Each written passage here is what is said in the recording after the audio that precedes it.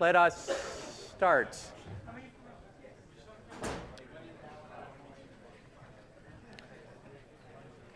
So we've been talking about scheduling, and we're going to continue that for part of the lecture today.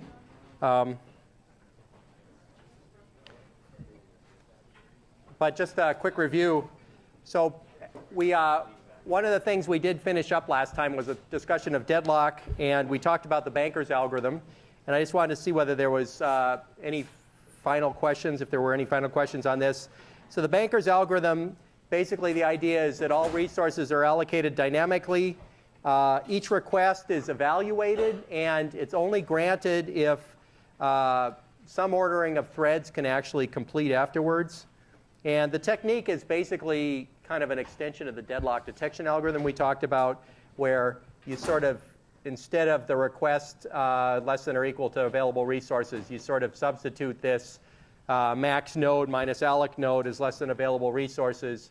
And this is not really complicated in magic. This just says assume that everybody requests all the rest of the resources up to their max at the point I look at the graph. That's all that's really saying. Okay? This will keep the system in a safe state, which basically says there's always some ordering that can complete. And as a result, we go through a series of safe states, and barring other problems, this system should complete without deadlocking. Can anybody give me a problem or two that might cause this banker's algorithm not to work? Yes? We don't know what's the maximum resources available for each thread. So we will assume that, OK, yes, if we don't know the max for every thread, it won't work. But let's assume that we know that. What else? Yes?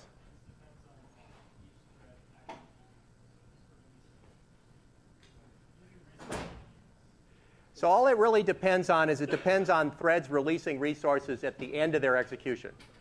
So if they end execution and don't release resources, you're right, that could be a problem. Oftentimes, operating systems will release resources automatically even if you exit without releasing them, but you'd need to make sure about that. What else could be a problem here? What happens if we run the dining lawyer's problem with one chopstick in the table? Not enough resources for anybody to run. OK, so if you set your maxes too high, it's possible that this basically can never run. So that's another problem. OK, were there any other questions on the banker's algorithm? I think we went through that in section last week, too. But so you, in theory, could run the banker's algorithm through a series of requests and sort of figure out whether to grant or not? Okay. If you want to see some examples of doing that, you might check out a few of the midterms in the past, because that's occasionally been asked of you. Last time, we started diving into scheduling. And basically, the idea of scheduling is selecting a waiting process from the ready queue. That's the way we're going to zoom in on it. But scheduling is a more general term where we could, for instance, decide how to schedule any resource or any thread's access to resources on waiting queues as well. But we're going to stick with the ready queue for now. We talked about two particular scheduling algorithms. Let me put these up here. First come, first serve, or otherwise known as FIFO, and round robin. So the good thing about the first come, first serve scheduling is it's really simple. Okay, if you're an operating system designer, you like first come, first serve because you don't have to work very hard. Okay? Problem, of course, is this has the convoy effect, which is short jobs get stuck behind long jobs, and then you got a problem, especially if a long job might take days or something, right? So that led us to round robin, which is kind of a generic way of getting short jobs to run sooner than they would if they were stuck behind the long jobs. Okay, and the basic idea here is really simple. We give a maximum quanta. 10 to 100 milliseconds is pretty standard today. And if a thread runs for longer than that, what we do is we preempt it, put it on the end of the queue, and we take the next one. Okay, and the good thing about this is, while it's more complicated, it does make sure that short jobs do get to run eventually. Okay? The con, of course, is that if you happen to have a set of jobs that are all the same length, then you're going to end up wasting time context switching. Okay?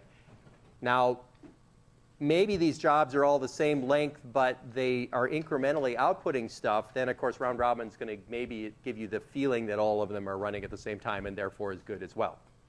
So were there any questions on these two options? Because we're going to delve into a few other ones. Yeah? From your graph that you had up, it seemed that round robin could never be as good as first come, first serve in the best case, and it was usually about 60% worse. You mean like this graph? Yeah. Okay. So, I mean, you would think that in first come, first serve, on average, it would never be best and it would never be worse. So it would be around like the same as round robin. Mediocre. Oh, say what? Yeah. So. Like sometimes you would get small jobs going before big jobs, and sometimes you get big jobs going before small jobs, and in the end, it would kind of converge to around the middle, which is kind of what round robin gives you. Yeah, except for the following. So I wouldn't necessarily say that first come, first serve would converge ultimately to be kind of in the middle, because it's those periods of time when a short job is stuck behind a long job, which will continue to recur. And that's the annoyed user problem, right? Whereas the round robin doesn't have that annoyed user problem, because it doesn't matter how the jobs are submitted or in what order, and even over the long term, we still have less annoyed users. Well, even then, like, I'm assuming, I guess, these long jobs are going to be either hardware interrupted and made to yield, or... Not in first come, first serve. So that's the idea here is you run to completion or to the next I/O operation. Okay, so there's, until you block, you run. Yes. Yep. Because remember, we've started this whole discussion with a graph, which maybe I should have put up here, of burst time versus frequency. For burst time on the axis, frequency on the y-axis. And the idea there was kind of short bursts are frequent and long bursts are not so frequent. And the reason the short bursts are frequent was because they come from people doing I/O, typing, whatever. And those are the ones that we'd like to somehow give precedence to not annoy people, right? Does everybody remember that a little bit? And so that was kind of what led us to reject first come, first serve, because it really didn't service well the short burst case. Okay? Now notice, by the way, that the results here are much more sensitive for the short jobs than the long jobs. Okay? Now, granted, there are cases of zero waiting time here, or zero, actually there are no zero completion time, but zero waiting time. Those are kind of anomalies. But if you look in here, the short job P2, which has only 8 units of time, has the most to lose, because we could go from 8 to 145 in the worst case. So that's a huge increase in total wait time. Whereas the long job, like P3 here, is pretty much insensitive to scheduling. Okay? Now, the other way to look at that is the long jobs, if we delay them a little to make the short jobs more happy, the long jobs don't notice because it's a small fractional increase in their overall timing. Okay, so by basically sacrificing some of the compute time for the long jobs, we make the short ones happier. Okay?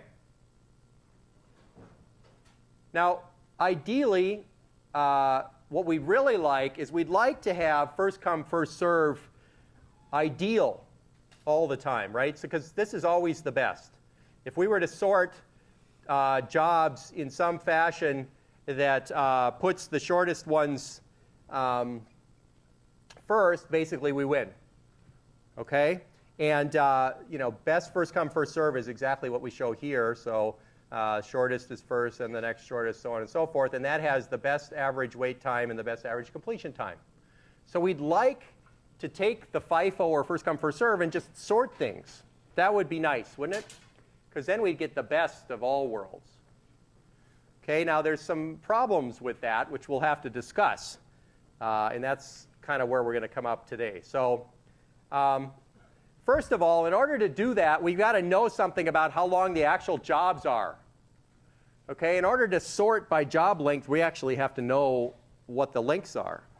And so there's something which is a guaranteed not to exceed idea here, shortest job first, where we have somebody with a crystal ball figuring out how big the burst times are so that then we can sort and put the shortest ones first and the longer ones last.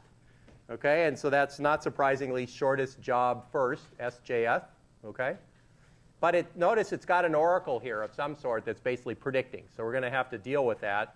Now, the interrupt-driven version of this is what I'd call shortest remaining time first. And the only difference between these two is, in the case of shortest remaining time first, if I happen to insert a new job that's shorter than the one currently running, I will actually run the new job. Okay, whereas shortest job first, you could think it just kind of sorts the ready queue. Whereas shortest remaining time first actually says, well, this thing's coming in as even shorter than the thing I'm running, therefore run it right now. Okay? And you can apply these to the whole program or bursts like we've been talking about. And this is actually really great for the short jobs because they tend to get in front, and it's it basically gives you better than average response time. So this is going to be better overall than round robin, which is kind of a mediocre but not so bad way of making sure that short jobs eventually get to run without too much wait. Okay? Everybody with me on this? Now the couple of problems, well, the biggest problem with this is we need to predict the future in order to make this work. Okay? Now, one thing that I will tell you is that this is actually the best at minimizing average response time. Okay, so this is provably optimal, and so that's good. Okay, so even if we couldn't predict the future, we can at least use this as a straw man in which to basically judge whether a particular scheduling is good or not. Okay, so that's why we discuss it, and let's compare SRTF with first come first serve and round robin. So if all the jobs are the same length, what happens? Well, SRTF just degenerates into first come first serve. Why? If all the jobs are the same length, there's no sorting them. You start running a job, oops, it's now shorter than all the other jobs, so it'll run to completion. Then you take the next one and so on. So if all the jobs are the same length, SRTF just basically runs them in order. Now, on the other hand, if the jobs have varying lengths, then SRTF will put the short jobs first. And so you could kind of think that round robin is sort of like an approximation to SRTF in some weird way. It's not a great approximation, but it's kind of one. Okay? Because they both try to get the short jobs first. Let's see if we can see how this works here. So suppose we've got 3 jobs of interest. We have actually, why don't you close that door because we're making a lot of noise here. Let's pull the little foot out. Maybe we'll open it up again at break time if it's too hot in here. There we go. So job A and B, they're very long. They run for a week. Okay, job C is a multimedia app, and what it does is it does some compute for a millisecond, accesses, say, a CD-ROM for 9 milliseconds, and then computes again, and so on. And you could think of this compute phase here as actually figuring out how to, figuring out what to access next. And then the I/O operation here is sort of 9 out of 10 milliseconds. Okay, and so in order to really optimize use of the disk, C needs to make sure that it gets to basically run the disk for 90% of the time, because that's optimal. A and B, ideally, to get the best throughput, they'd like to run all the time. Okay, and so now the question is, what does that mean? So if C basically uses 90% of the disk, A or B is 100% of the CPU. If we try to put them all together into the same machine, what happens? Well, once A or B gets in, it runs for a week. Okay, so I would say that the utilization of our disk just went to very low, right, 0. Okay, so that's FIFO is pretty not pretty good here. What about round robin or shortest remaining time first? Well, let's actually look at a timeline here. So here is an example of round robin with a 100 millisecond time slice. What you see here is that C gets to run for a millisecond, then it does its 9 milliseconds of I/O. Meanwhile, after that 1 millisecond, A runs for 100 milliseconds, B runs for 100 milliseconds, then C gets to go. All right, so what's the, what fraction of the disk are we using here?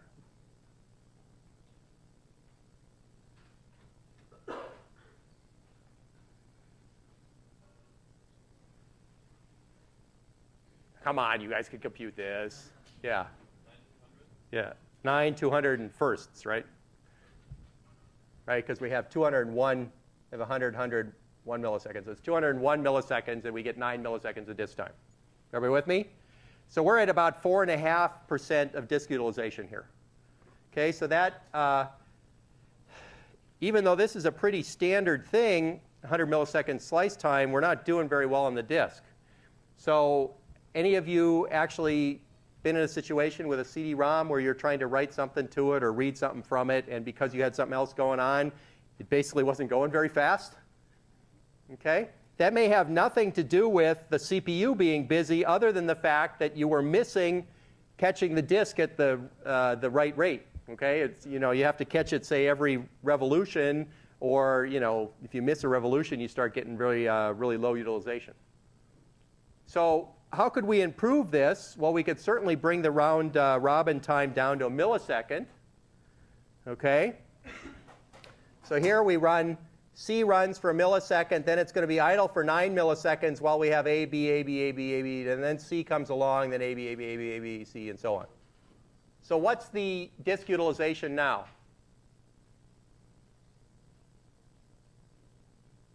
Yes?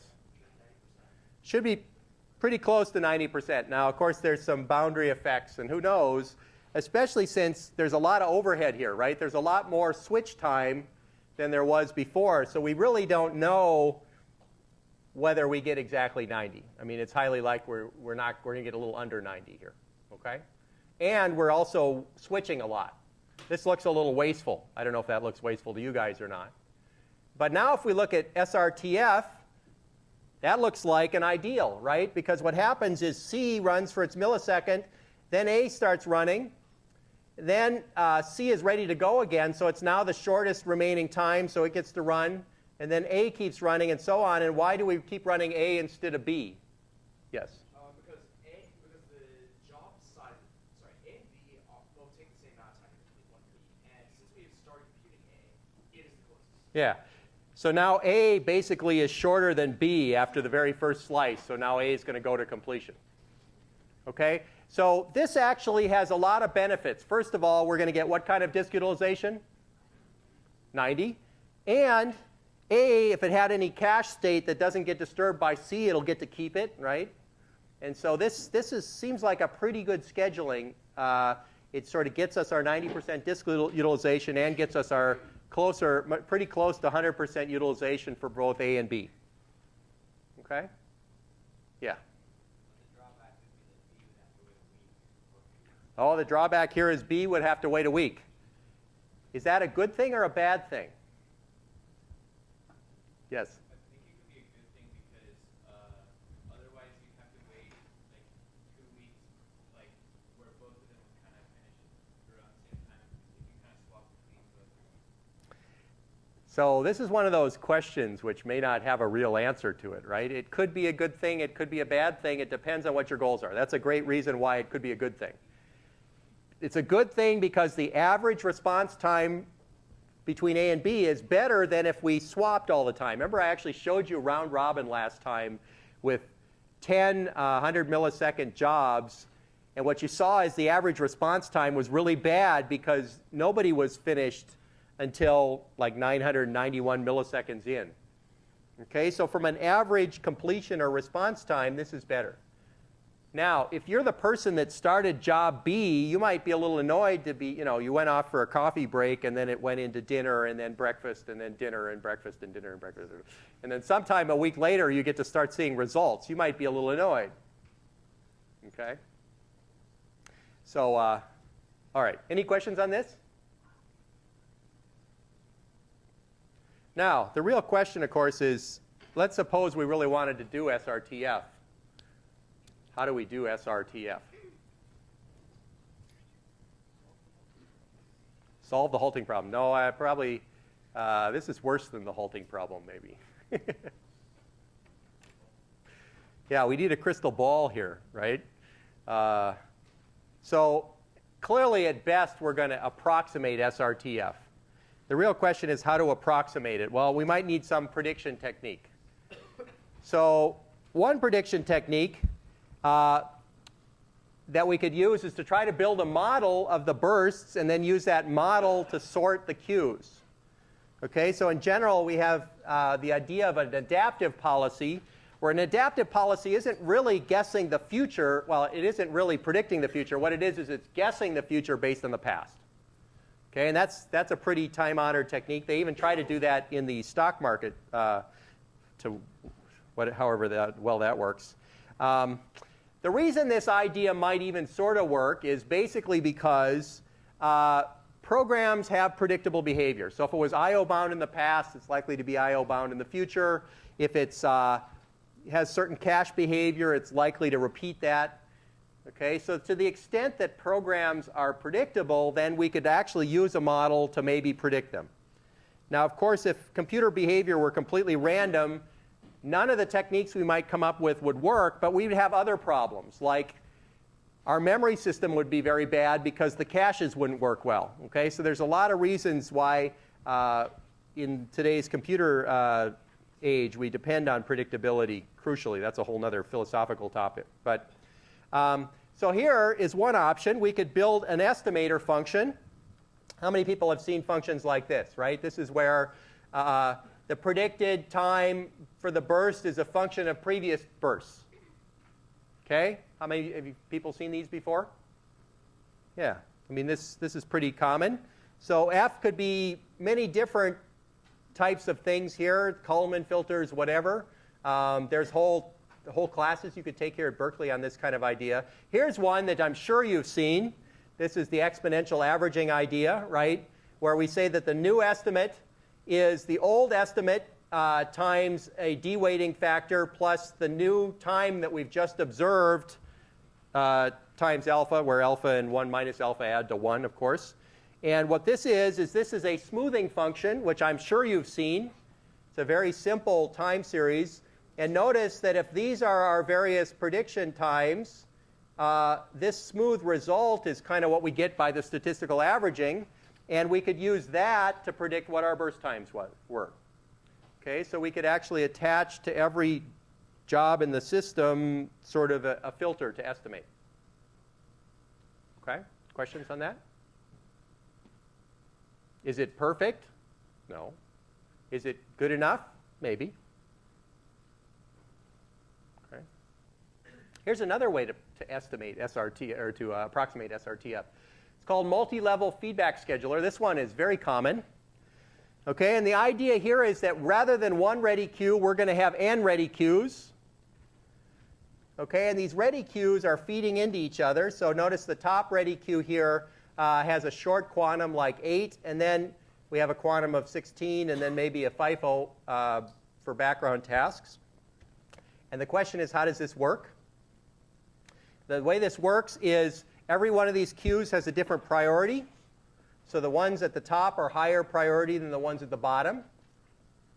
And each queue has its own scheduling algorithm. So notice that these are kind of round robin, and this one's a FIFO.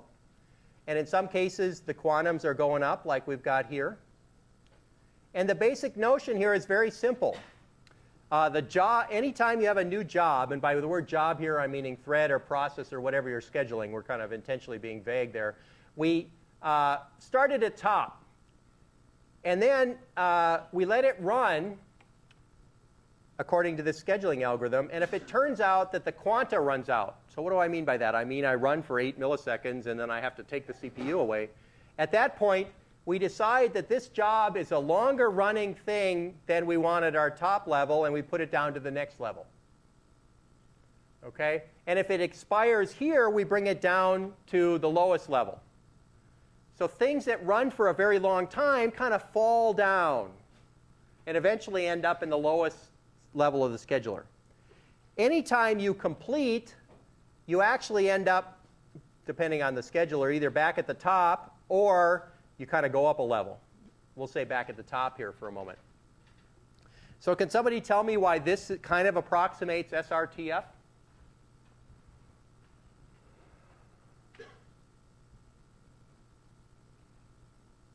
Why does this look like this might approximate SRTF, sort of? Go for it. We're sorting threads by previous history, yes?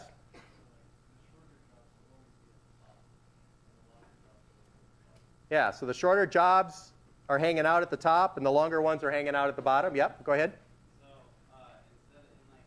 instead of perfectly sorting them, you kind of are grouping them into almost like the first level of a sort. You're grouping them into things under really fast things, medium things, and long things, Yeah. and then running them in that order. Yeah, so this is like a very coarse-grained sorting where we sort of have really fast, short things up top and longer things here and longer things down further. Yeah. So what kind of behavior do we get out of this thing? Well, assuming that we prioritize the top queue higher priority than the second queue than the bottom queue, do you see how shortest jobs kind of end up running first? Okay. So this is actually kind of a poor man's shortest remaining job first, and this actually, you'd find this in many operating systems. This is pretty common. The CPU-bound jobs just basically fall all the way down to the bottom. Short-running I/O jobs stay near the top. We have some details we could think about, like, for instance, how do we schedule all the different queues? Okay, so I've told you how jobs move between the queues, but the question might be if we have a bunch of queues, how do we pick something? Which queue do we pick something from? Well, we could pick something from the first queue always over the second queue over the third queue. Okay, so we make the first queue highest priority, second priority, lowest priority. Problem with that, of course, is what? Yeah. Yeah, we got a starvation problem because the thing in the bottom never gets to run. Okay? The other option might be to give some fractional time slicing, where instead of a strict priority schedule, what we do is the thing at the top gets 70% of the CPU, the next one gets 20, the bottom one always gets 10, and as a result, even when you fall to the bottom, you still get some fraction of the CPU. Okay? Now, hopefully those of you that are thinking about this are like, well, how do I pick 70, 20, 10? How do I pick the quanta? How do I decide how many levels? Magic. Okay, if you were to actually look in the interior of a number of different schedulers in different operating systems, you'll see that they are approximations on top of approximations with hand-tuned parameters of all weird sorts. And so if you're wondering why your scheduler's behaving weirdly sometime, it's probably because it's behaving weirdly. Okay? And nobody could fully explain it to you. All right? Now, what's kind of interesting about this type of scheduler, which, by the way, is common, is you can do countermeasures on this. Now, what do I mean by that? Suppose that you're a long-running task that would like to get a lot of CPU. What do? You make sure you do a lot of I/O. Right? Because the more I/O you do, the higher up in the hierarchy you end up. And it's kind of interesting. There was some pretty clear examples. There was an Othello contest once that everything ran on the same machine, and actually what they did was the winning Othello game figured out to put a bunch of printfs in their program, and as a result they got more CPU time and therefore were able to beat their competitors. Okay? So some of this issue with schedulers is if you know enough about them, you can figure out how to game the system, and I mean that literally here. Okay? The other thing that's a little funny here is suppose that despite all of your tweaks in the scheduler, there's some job that just never gets to run because it's way down in the bottom and everybody else is getting to run. What do? Well, you could leave it there, or you could slowly raise its priority up. Okay, so there are Windows and several Unix variants all have sort of techniques whereby when they notice that something hasn't been running enough, they slowly crank its priority up until it starts running. Boy, is that another kind of, well, it's a heuristic. Okay, so I would say the state of scheduling is an interesting one when you have many jobs. Okay, any questions on this? Yeah.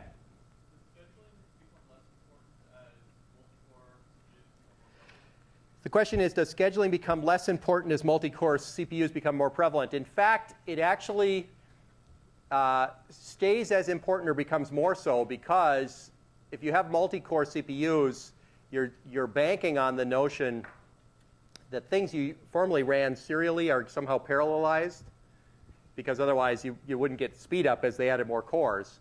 And so what that means is that the parallel schedulers that are trying, even within a single job, become extremely important to try to make sure you get that parallelism. So schedulers within tasks become important, and then scheduling between them become important to try to make sure that things that can use CPUs get the CPUs, and things that would waste them don't. And so I think it's as complicated or more so with multi-core. Okay, administrivia. Midterm 1 is coming up.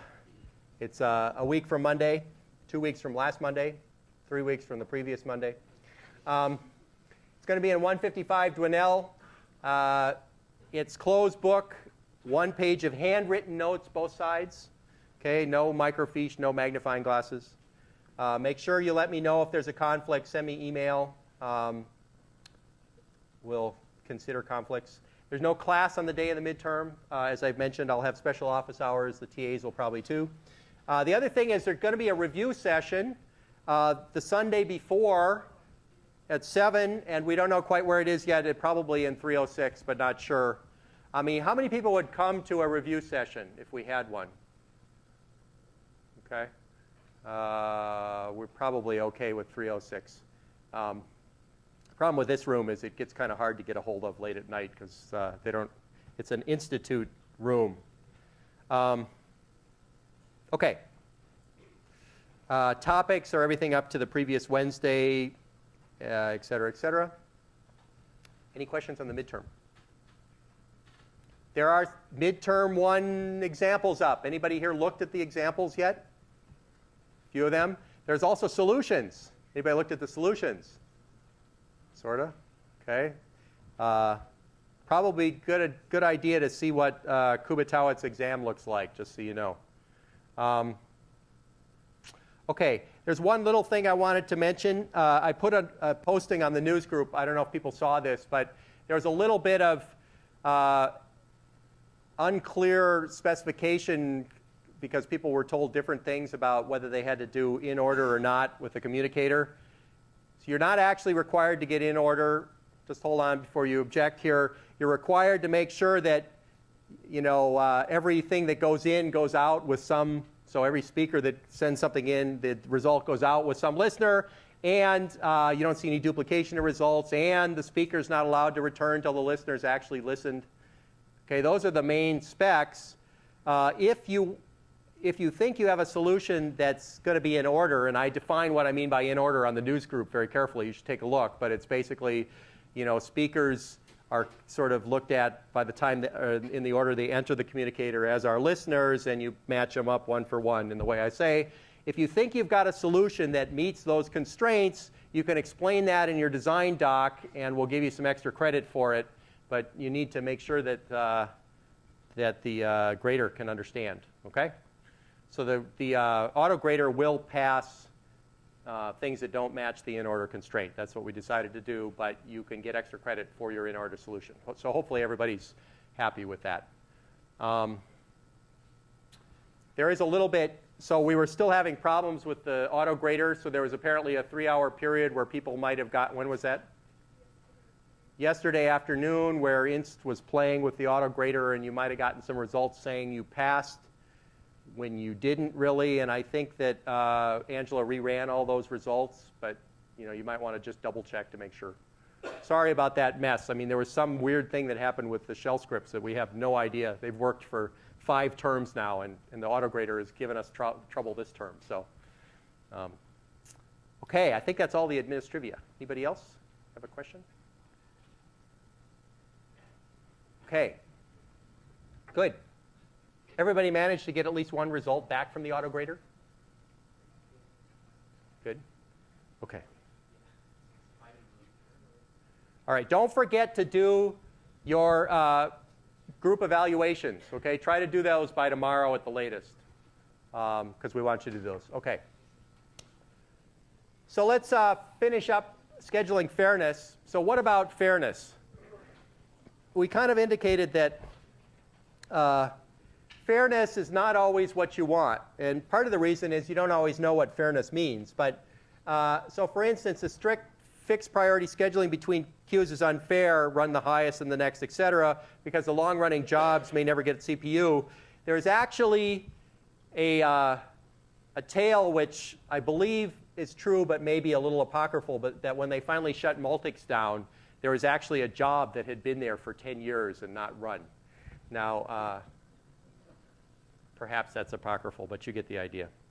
So, and this basically leads us to making sure that somehow the long-running jobs always get some CPU, and our fractional idea is one of them. But notice that if we took the multi-level scheduler as an approximation for SRTF, and then we let the low levels get some guaranteed CPU, we've kind of traded off average response time. You could say SRTF kind of gives you average response time at the expense of fairness. And so we can kind of decide how to tune those. And that's, again, a little bit about tuning. How do we get full fairness? Well, give each queue some fraction of the CPU. So I said that as well. And then finally, what happens in Unix oftentimes is they combine a multi-level scheduler with something that tries to increase the priority of jobs that doesn't get service. OK. Now, I want to give you another alternative to make sure that everybody gets some CPU time. And this is going to be important because you get to implement this in your next project. It's called the lottery scheduler. And the idea behind the lottery scheduler is that every job gets some number of lottery tickets. And the more lottery tickets, kind of the more chances you have to win. Okay? And the idea is that at each time slice, you randomly pick a lottery ticket number, and the job that has the lottery ticket wins and gets that time slice. Okay? So you can see that somehow the CPU time is proportional to the number of tickets. Right? The more tickets you have, the more chances to win, and therefore the more CPU time you get. Now, how can we assign tickets? Well, to get something like SRTF, we really want short jobs to have more tickets than long jobs. Okay? And to avoid starvation, we want to make sure that every job gets at least one ticket. Okay? That makes sense to everybody? Now, of course, probabilistically, this last statement is true. You could make this absolutely true by using a pseudo-random function or something that made sure that you went through every ticket once before you went through tickets again. Okay? Now, the advantage over strict priority scheduling is this behaves gracefully as the load changes. So as you add or delete jobs, then everybody kind of proportionately slows down or speeds up, and you still make sure that there is no starvation. Okay, and I can give you some very specific examples here. So suppose that we give short jobs 10 tickets and long jobs 1 ticket.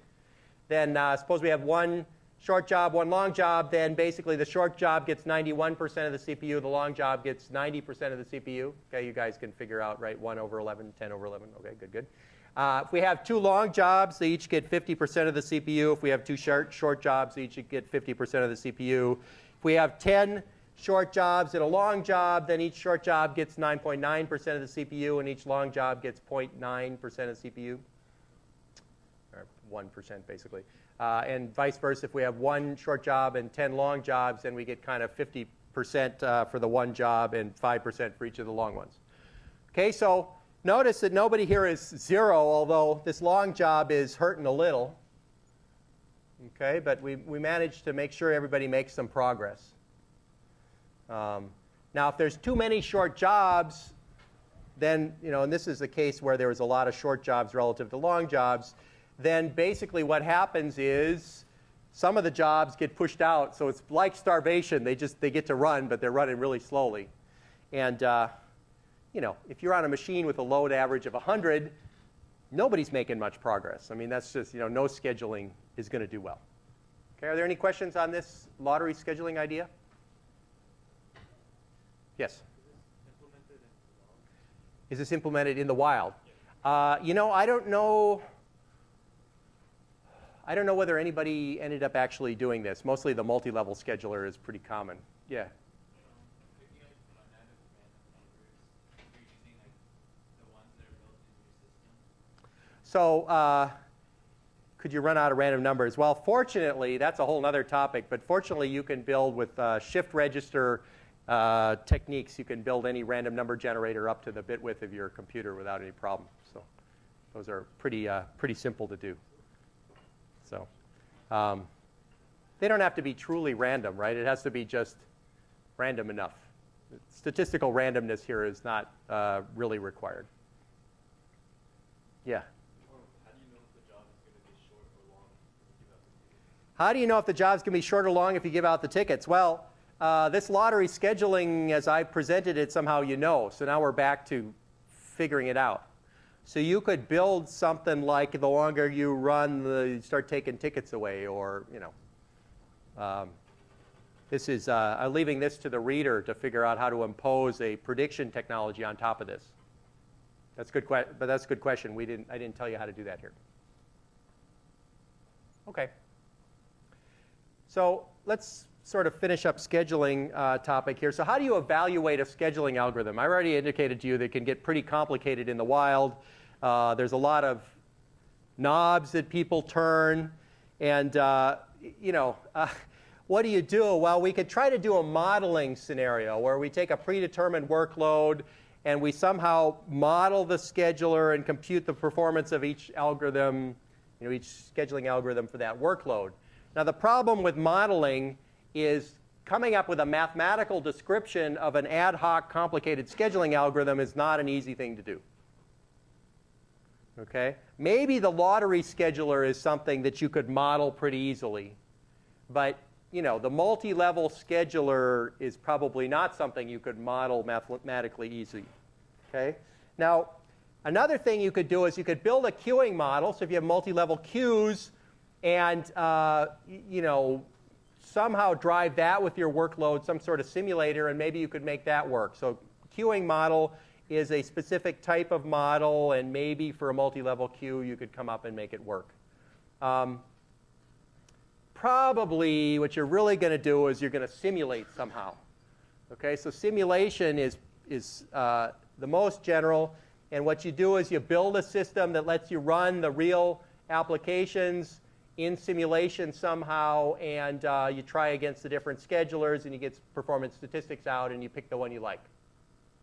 Okay, and you could even imagine you run a simulation, and then you run it with a bunch of different knobs, and then you pick the knobs you like best.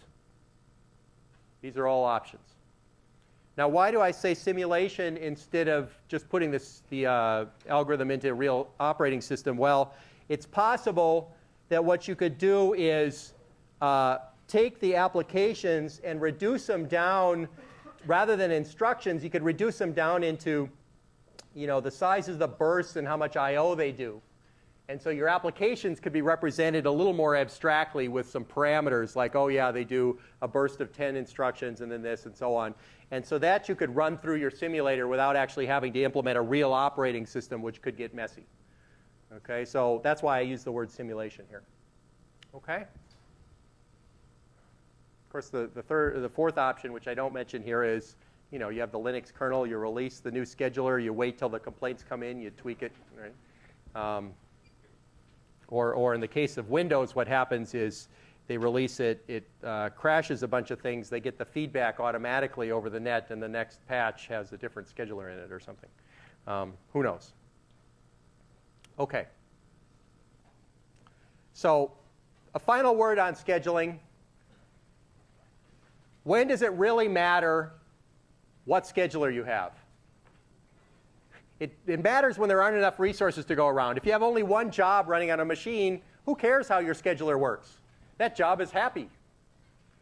Right? It's when you have 1,000 jobs, it doesn't work at all. Or if you have 10 jobs, well, when you're in the medium range, then your scheduler might really matter. So you might ask the question of when do you tweak your scheduling versus buy a whole new machine? Okay? Now, it's hard to believe as students, but there will be a time in your lives not too long from now when you can easily make this decision. Well, this isn't working very well. I'm going to buy a new machine, okay? And you might ask when.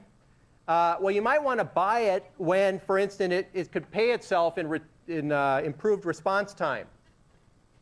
Okay, and you know, maybe what you get by not having good response time is productivity problems, or maybe more electricity cost, or whatever. Or, and this, you've seen this graph before. This is the generic utilization versus response time graph. Remember this one? You've seen it at least once this term. And notice that I have contended that all situations where utilization is an issue here, you have a graph where response time kind of, as you approach 100%, starts rising drastically. Okay, so we have this nice region here where you kind of have the linear growth region, and then we've got this sort of fall off the world kind of response time region. And there's many reasons for this. We'll talk about a few as we get into paging and also as we get into queuing. But this is a general statement. And you might say, when do I buy a new computer? Well, I buy a new computer when I'm out of the linear region and in this knee of the curve where things are really falling apart. That might actually be a good time when you know that you don't have enough resources and you need more. Okay, because you certainly don't want to be operating at 100%. Okay, and maybe when you're down in this region, it makes no sense to spend the money on a bigger machine. Okay? Good. Any questions? All right, so what we're going to do is let's take a break, and we'll pick up in about 3 or 4 minutes, and we'll switch gears again.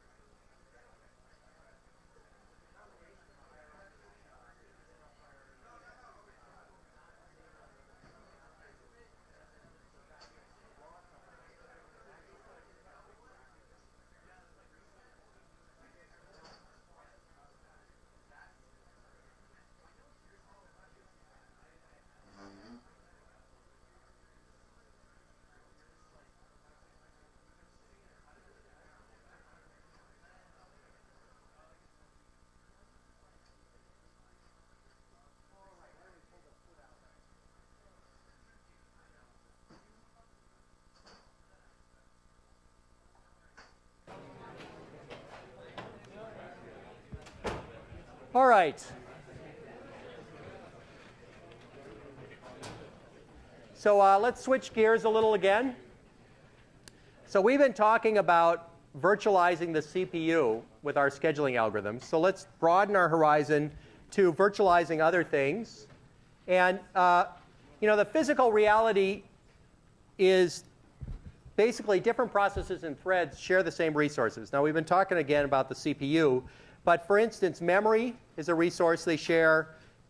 Disk, network, keyboard, mice, you have it. These are all things that need to be shared. And the question is sort of, well, we've talked about CPU. If we're going to move on to memory, why do we care about memory?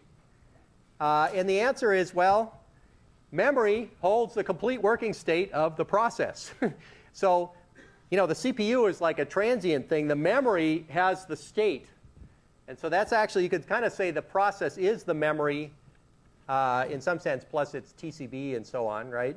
And so, consequently, we have to be very careful not to let the wrong sort of control happen here. So we can't have different threads from different processes have access to memory. We talked about that as a protection thing earlier.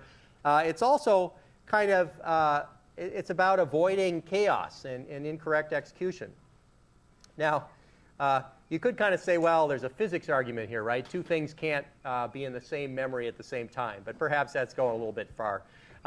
You probably don't want different threads to have access to each other's memory, except if they're explicitly needing to share. So that would be different threads in the same process. Maybe they need to share. Different threads in different processes don't. Okay, and so this is a question of how do we virtualize the one DRAM that we've got to kind of give us a better controlled environment.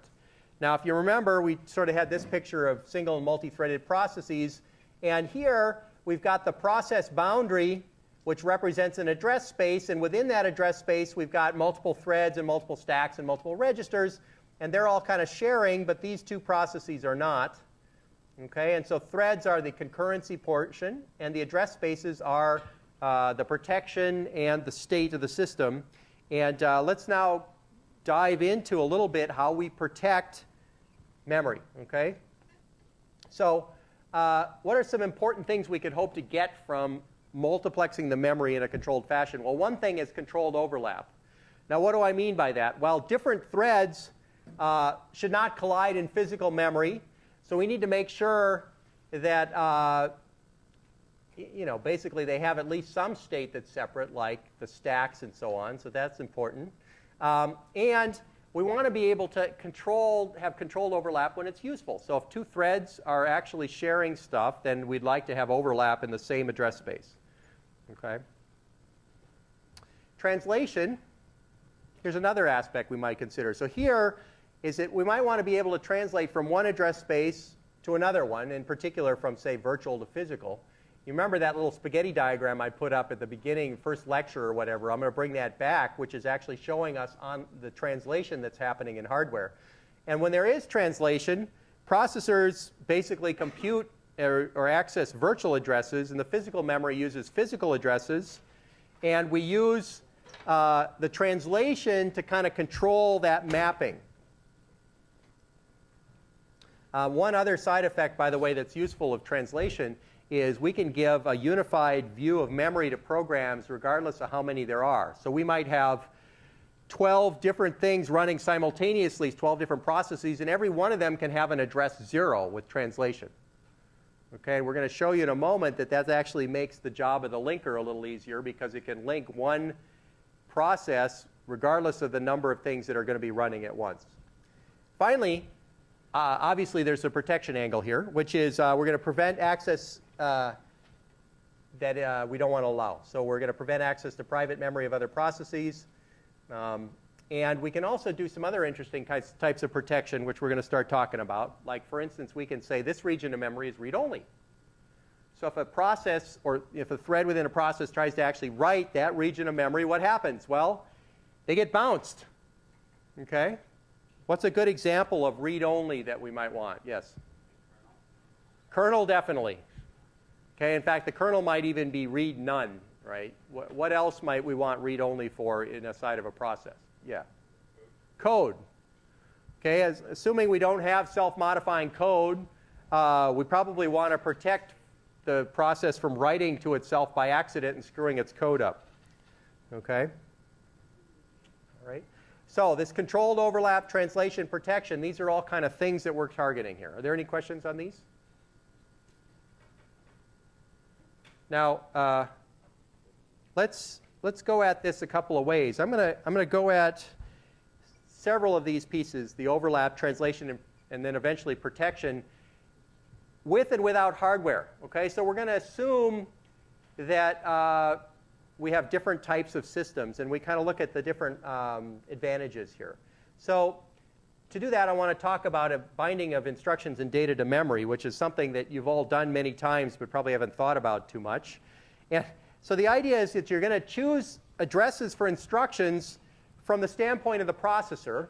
And let me just show you, I'm going to subject you to some assembly language here for a moment. But here's an assembly language program where we have some actual code that's doing load from a data region. It's doing a jump and link to some procedure down here. And then we eventually return, and then there's a loop that does some stuff. And then up here, we have a region of memory that's just got data in it. So here's some instructions. Here's some data. And notice how there are no actual addresses here. Okay, there are no addresses. All there are symbols. Okay? Now, part of what has to happen in order to allow this code to run is we have to produce actual machine code that can run on the machine. Okay, and if you take a look here, notice that now, rather than labels, I've actually got addresses. So this, this start load word is actually at 900 hex. And the load word is actually an 8C20 followed by an offset, which it turns out points at the data. So if I were to take this assembly language instruction, turn it into a machine language instruction, this is what I'd get for MIPS. Okay, and this 00C0 is actually 0x300 shifted over by a couple of bits. Okay, so you don't have to think about the exact details here, but just know that before we can run this program, it has to be turned into something like this, and we have to bind all of the instructions and data to specific addresses in memory. Okay? I mean, what else do we have here? Notice this is jump and link to the check it routine, check it 0xD00. It turns out that if you shift that a couple of bits over, you end up with 000340 offset in a 0C, which is a jump and link, da-da-da-da. Okay, so this is what the assembler and linker phases are actually doing.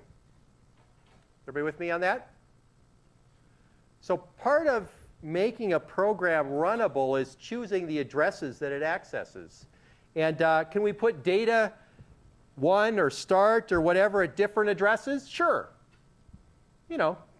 Compiler linker just could put them anywhere it wants to, as long as it comes up with a self-consistent program when it's done.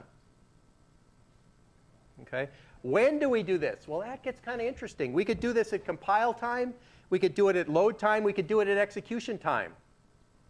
Okay, so this binding of addresses doesn't necessarily have to happen at the very beginning. It might wait until the very end when it's about to execute before it binds. Okay, and that's what we're going to talk a little bit about here. Of course, related to this is the question of which physical memory locations hold particular instructions or data. These addresses may be virtual or physical. I haven't quite shown you different architectures yet, but in a machine that has translation that we just talked about, these are actually virtual addresses, which then get mapped to DRAM somewhere. In a machine that doesn't have translation, these might actually be the physical DRAM addresses. Okay? Now, let's take a look at, this is a figure right out of your book, at some of the things that go between you writing a program and it executing. Okay? So you take your program, you might compile it, let's say GCC.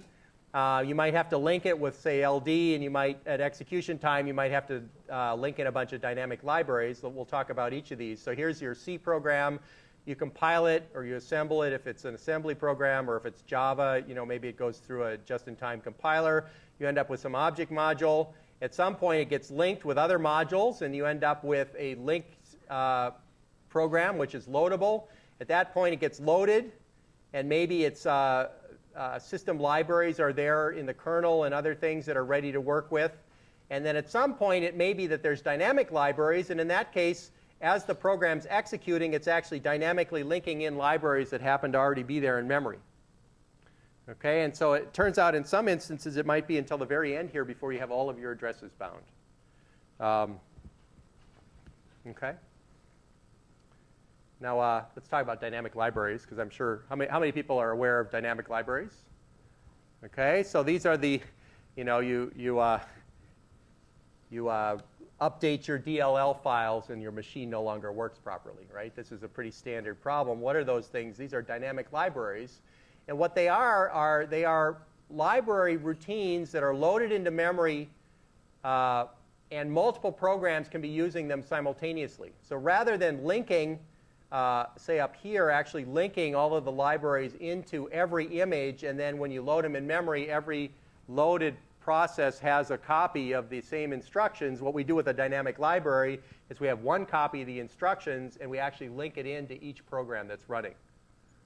Okay, and how that actually happens is typically there's a stub that's in the program, and as soon as you try to execute it, that stub goes off and does the linking, changes the addresses, and then starts executing. Okay? Any questions on this? So the point of this is that the binding of instructions and data to addresses can happen at many points in the system. Okay? And we can actually make use of the fact that a modern system binds at many locations to actually play with what kind of hardware support we're going to provide. And that's going to be kind of our next topic, both this time and next time.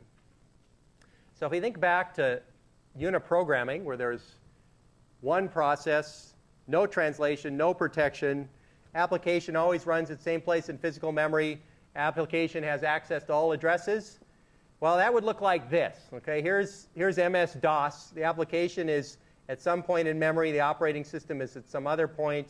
All of the 32-bit addresses are in theory valid, although some of them may read or write DRAM that doesn't exist. And the application's given an illusion of a dedicated machine by having a dedicated machine. Okay? So this is kind of, you know, pre-multi-programming. Of course, this doesn't help us much with more than one thing at once, so let's move on. So let's look at the first version of multi-programming of interest. And this, by the way, is sort of what MS-DOS did and other things, early Macintosh. So this didn't have any translation or protection. So somehow we got to prevent addresses from overlapping. So what do? We actually use some combination of the loader or linker to change at bind time all of the addresses so that the application 1 can run from a base of 0, and application 2 can run from a base of 0x2000, 20,000. Okay, so this is actually, as the thing is being loaded, we're translating all the addresses so that the thing can run at that part in memory. Okay. Now, I see some people shaking their heads. It turns out this is not too hard to do, because what you do is actually your object code is relocatable, and so it's very quick to go through a single pass-through and do the right thing. But does everybody see how this could allow these two things to at least coexist? Not with protection necessarily, yeah. Well, yeah. So what if application 1 starts overwriting application 2 or vice versa? And yeah, they overwrite, right? There's no protection here. So what we're starting with is trying to get some sort of multi-programming here.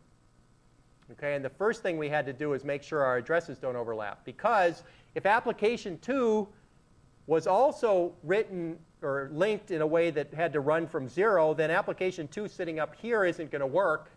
The best we could do is somehow put 2 and 1 on top of each other in memory, which we can't do, right? That's the whole physics thing.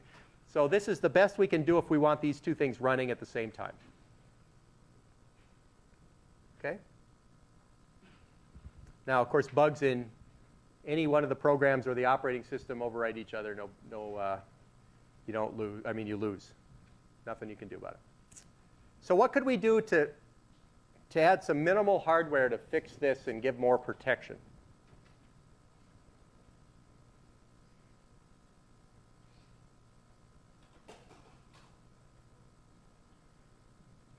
What do we want to do with application 2 to prevent it from messing up application 1 or the operating system? Think simple. Don't think complicated. Yes?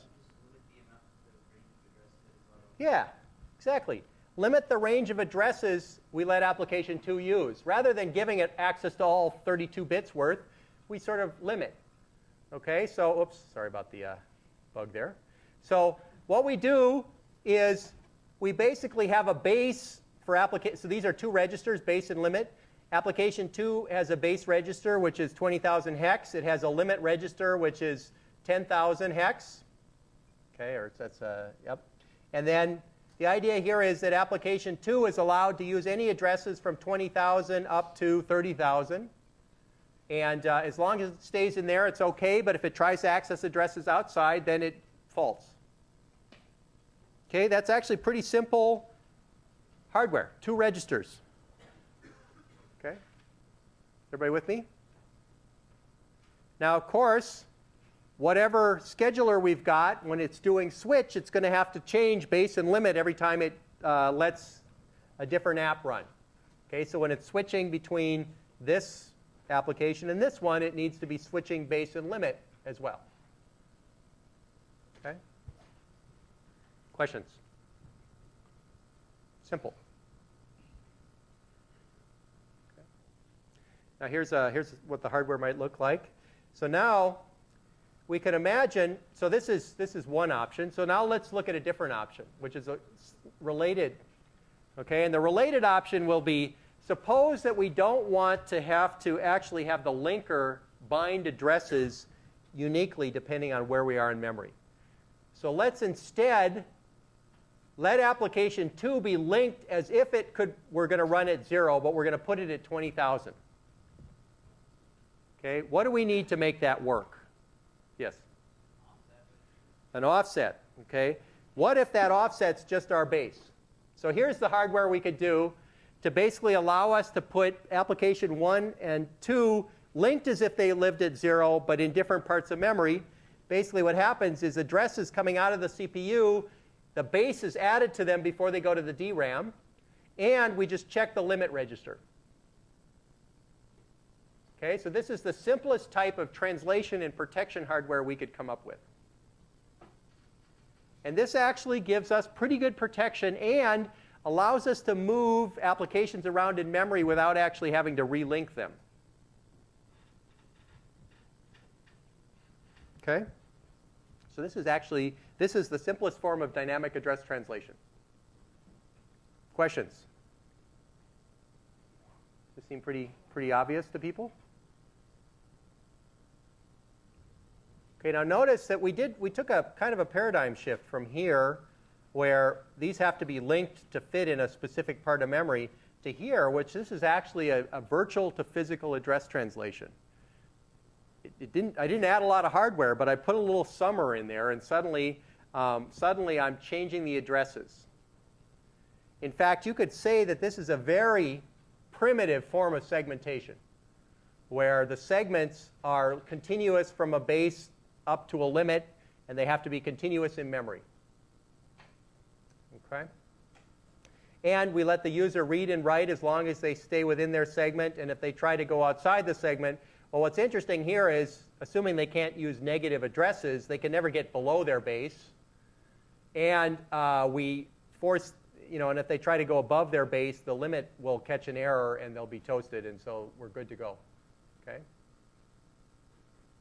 Now, what's interesting is you can take this idea and very easily generalize it. So if you go to the x86, for instance, there's actually a bunch of segment registers. And you might get something like this, which is use the ES segment register :BX as an address register, and take what's at that address and put it in the AX register. So this is like a special load where we're using a particular segment and offset. What does that mean? Well, that means depending on what we put in the instruction for ES or whatever, we're actually picking a different base limit combination. Okay? So, what are some problems with this? Well, this segmentation model seems good, except notice what happens. So we're going along, And the operating system puts process 2 here and 5 there and 6 there. And then process 2 ends, and it puts process 9 there. And then process 10 comes along. And then, I don't know, process 5 ends or whatever. What are we fighting here? Fragmentation, right? So the problem with this type of segmentation technology is we're going to have to, ultimately, to deal with fragmentation, we're going to have to start moving things a lot. We're going to be copying from one place to another. Does everybody see that? So this sounds good until you start having many processes coming and going, and then you got problems. Okay. So, not every process is the same size. Memory space becomes fragmented. We have to deal with it. It's very hard to do inter-process sharing here. Why is that? Because right now we're sort of forcing processes to stay within their segment. So if we want process 9 and process 5 to talk to each other in shared memory, we have no way to do that. Yes? So would you not be able to have a process use like a large portion of the memory? Yeah, well, if you want to have a process use a large portion of memory, you've got to somehow squish it aside. I mean, you have to find a large portion of memory to have it use it. Because the way that we've set this up is your segments are actually representative of real DRAM. But like I was talking about, like you have the base and offset, or like can you, like so can you only have this, or never mind, I don't know. I guess if you could take up 2 segments. Yeah, you're starting to run into some of the obvious limitations of this, right? Now, the way we could do sharing is by having more than one segment register, and maybe one segment's a sharing segment and the other is not. But this issue of large chunks of memory, unfortunately, we're basically forced to find a large chunk of DRAM in order to have a large chunk of memory. It's just kind of what the way this is. So every process that's running has to have enough physical memory here as well. So this is a little problematic. If we try to shove too many things in there, even if a lot of them aren't running, we don't have any technology for dealing with that. So how could we fix this idea? Like, how could we have more processes than fit into memory run? What would we have to do? Yes? Wouldn't we just copy only the segments that we need? So what do you mean by copy only the segments we need? Like we could split up, say, like I'm assuming that we know the PC counter at whatever instruction process needs. Yep. So when we swap it out, You just back up there. You just said swap out. So we need to be able to potentially take something and put it somewhere else so that we could use that memory for somebody else, right? So the word swap that you just sort of blithely threw in there is not in this model, but we would need to be able to swap somehow.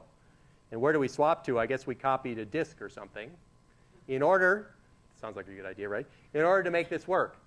Now, unfortunately, this basic segmentation model still has fragmentation. And the bottom line problem here is processes are all different sizes, and we need to somehow play Tetris and fit them all into memory, okay? And that's just a bad idea, because we know the fragmentation is going to get worse over time, okay?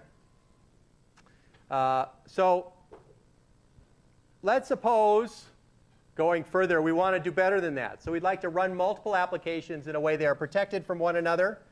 So what are our goals? We want to isolate processes in the kernel from one another. Okay, we figured that out. And we want a flexible translation that, 1, does not give us fragmentation, 2, gives us easy sharing, and 3, maybe allows us to have only part of the process in memory at any one time.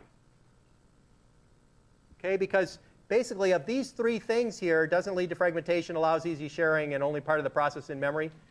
This doesn't have any of those. Okay? The only way we even get sharing is if we somehow have more than one segment per process. Okay, so what do? We need some hardware mechanisms. So we need some general translation mechanism that's flexible enough to fit physical chunks of memory into arbitrary places in the user's address space. It's not limited to a small number of segments. And we could think of this as providing a bunch of pages of memory that we can use in flexible fashion. Okay, and we'll talk about what a page is in a moment. but think of it as a fixed size segment. Okay?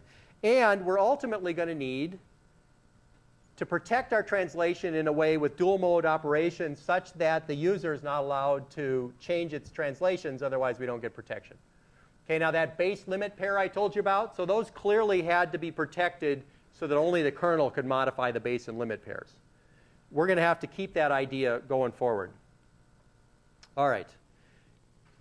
You've seen it. Okay, now I didn't really push at this too hard. And this diagram, actually, if you looked at this too closely, you'd kind of see some holes in it. For one thing, the way I'm implying here is that each thing, code, data, heap, stack, are all translated kind of en masse independently. Okay, and of course, we don't want that because now we get the fragmentation and DRAM problem. So we're going to want to make sure that every one of these chunks in the DRAM are all exactly the same size, regardless of how we want to use them. Okay? But basically, what we want is we want a general translation mechanism that can basically take anything from here in some user program and map it to anything in the DRAM, and anything from this user program map it to the DRAM, and do so flexibly. Okay?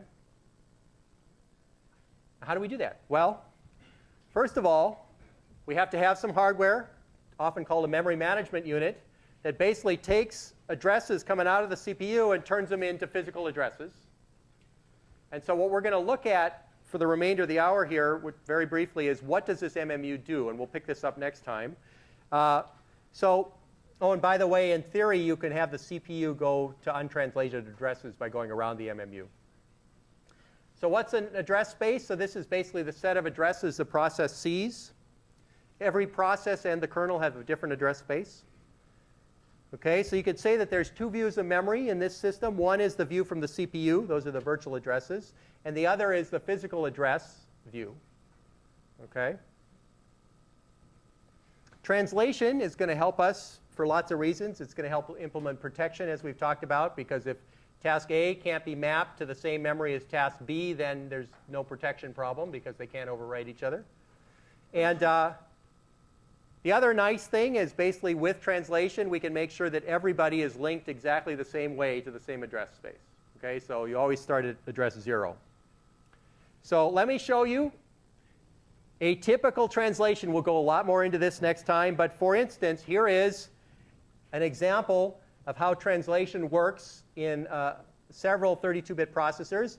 We take our address. Here's 32 bits. We take a page is basically going to be a unit of memory. In this case, with 12 bits, it'll be a 4K page. And the page structure here, this page table, is actually a translation table that's kept in memory. And what happens is the hardware is going to take this 32-bit address. It's going to start with the first level index. It's going to look up a page table entry for the first level index. So this 10 bits gives us 1,024 entries. We'll take the first entry. It's going to point to another page table, which we take the second page table index. That's going to give a second one, which then will point to an actual page that's 4K in size. Okay? And so the little blue bubble, remember the little blue bubble here? Okay, these blue bubbles actually are page tables like this in memory, one for every process. Okay? All right, how do we change address spaces when we change the process? We just change the pointer to the top level page table entry. Very simple. Okay? Now, don't worry about, we'll go in much greater detail about this next time. So let's finish up. In conclusion, we talked about, finished up scheduling. We talked about shortest job first and shortest remaining time first, which is a nice ideal that we might shoot after. This is basically run whatever job has the least amount of computation to do. And it's kind of optimal in an average response time standpoint. And we showed you how to approximate that with multi-level feedback, which is pretty common. And we talked about lottery scheduling. So I would say both multi-level feedback and lottery scheduling are ways of approximating shortest remaining time first. Okay? And we talked a little bit about how you'd evaluate actual mechanisms. So finally, we started talking about resource multiplexing. We're focusing on memory. We talked about controlled overlap, translation, and protection as 3 things we'd like. We showed you some very simple protection through segmentation, and that unfortunately has some problems like, running out of memory and having trouble basically dealing with fragmentation and so on. So we started on the path of a full translation mechanism called a memory management unit. And what we're going to do next time, we'll talk about dual mode as well. We're going to see, okay, if we've got a memory management unit, how might we actually structure our page tables and why? So that'll be our topic for next time. Don't forget to turn your projects in tonight and your reports and do your evaluations tomorrow.